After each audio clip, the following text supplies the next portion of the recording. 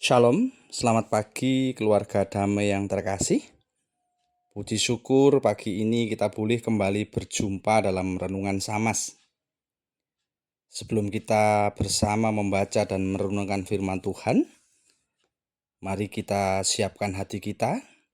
Kita mohon tuntunan Tuhan di dalam doa. Mari kita berdoa. Bapa di surga, terima kasih untuk kesempatan mendengarkan firman-Mu. Saat ini kami siap untuk merenungkan kebenaran firman-Mu. Roh Kudus, tuntun kami, buka pikiran kami, dan berikan pengertian agar firman ini tertanam di hati kami dan mengubah hidup kami. Dalam nama Tuhan Yesus kami berdoa. Amin. Bapak Ibu yang dikasihi Tuhan, firman Tuhan yang menjadi dasar dalam kita membangun renungan di pagi hari ini terdapat dalam kitab Yohanes 10 ayat 10. Yohanes 10 ayat 10 yang demikian firman Tuhan. Pencuri datang untuk mencuri dan membunuh dan membinasakan. Aku datang supaya mereka mempunyai hidup dan mempunyainya dalam segala kelimpahan. Adapun judul atau tema renungan kita di pagi hari ini adalah hidup berkelimpahan. Siapa yang tidak suka mendengar kata berkelimpahan? Rasanya setiap kita semua suka mendengar kata berkelimpahan. Dan ketika mendengar kata berkelimpahan, sebagian besar dari kita dipastikan membayangkan tentang kekayaan, harta, uang, atau materi yang berlebih. Sebagai manusia duniawi, ini harus kita garis bawahi. Sebagai manusia yang masih hidup di dunia, tentunya menginginkan kehidupannya serba berlimpah. Karena kita tidak mau hidup di dalam kekurangan. Siapa yang tidak ingin materi yang berlimpah? Siapa yang tidak ingin mobil mewah, rumah megah, atau jalan-jalan ke luar negeri setiap saat menikmati keindahan duniawi? Tetapi, apakah kehidupan yang berlimpah materi itu menjanjikan kebahagiaan sejati? Di luar sana banyak orang yang mencapai kesuksesan duniawi, tetapi hidupnya merasa kosong. Ada yang kaya raya, tetapi hidupnya dipenuhi dengan kekhawatiran dan ketakutan. Orang-orang kaya ini takut hartanya yang banyak dirampok. Mereka takut keluarganya diculik, sehingga hidupnya tidak tenang. Di luar sana juga ada orang-orang yang sangat terkenal, semisal artis, selebritis, tetapi justru merasakan kesepian yang mendalam. Mereka tidak punya teman yang bisa dipercaya, atau bisa jadi mereka tidak bisa mempercayai orang lain.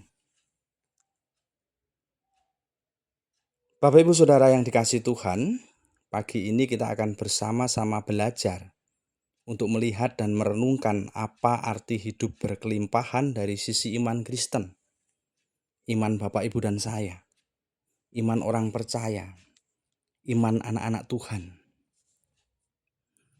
Melalui firman Tuhan yang terdapat dalam kitab Yohanes 10 ayat 10 yang mendasari renungan kita di pagi ini, Tuhan Yesus mengingatkan bahwa tanpa Dia, bahwa tanpa Yesus, hidup kita bisa dicuri.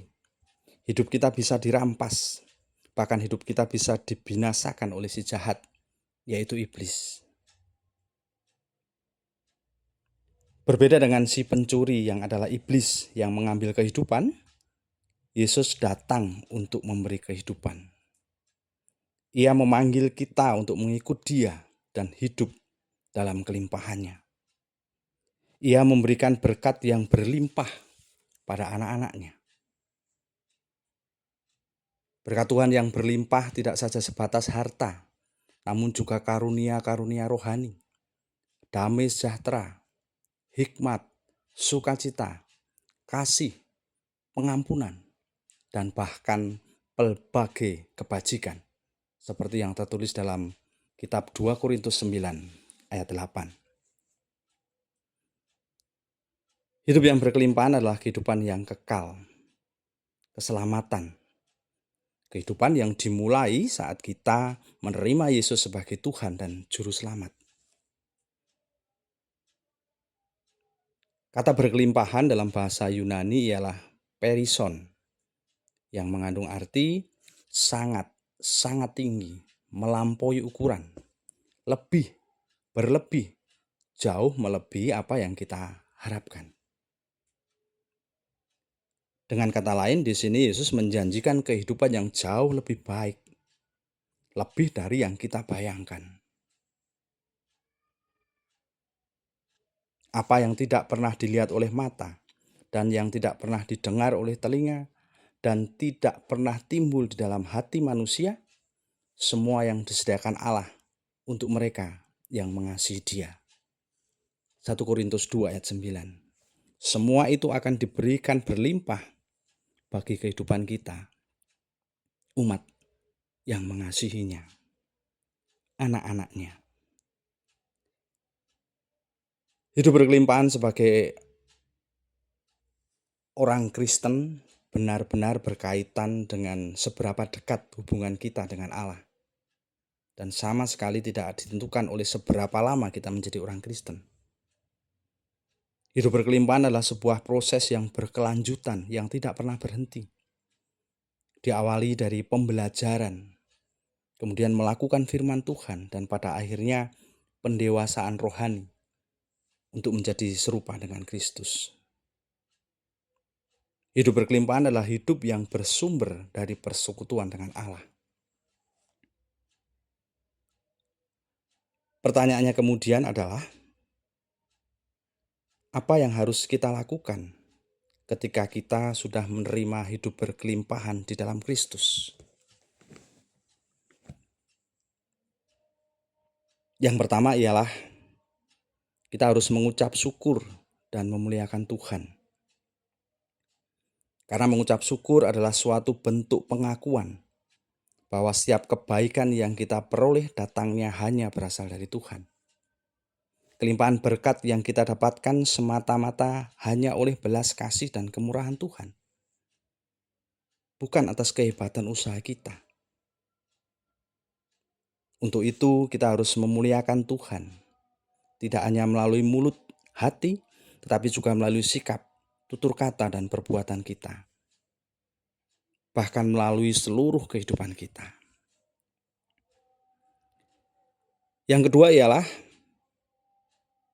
kita harus bisa menjadi saluran berkat, berbagi. Kelimpahan berkat bukan untuk dinikmati sendiri, melainkan untuk disalurkan. Kelimpahan berkat untuk dibagikan, untuk membangun, untuk menguatkan, dan menolong sesama kita.